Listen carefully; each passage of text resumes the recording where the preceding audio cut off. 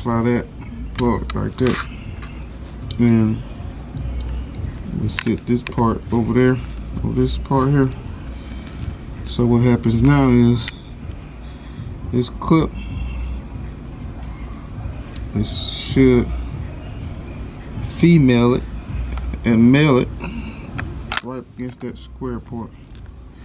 So I like to do it like this, apply a little pressure. There you go. It should just clip right in there like this. No. Whoa. Moving too fast. This part does not clip like that. Absolutely not. Let's do this over. So, what happens is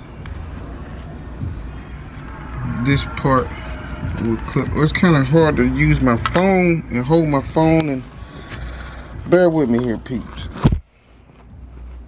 Now, that's how we want to do it. It's supposed to be that way. Then we'll apply this clip thingy on the back of it. So once we apply it, we'll continue with the video. So hold on a second. Mount it back on that clip. It's pretty strong. I told you that super glue works very tough on plastic. It's like almost like it never happened.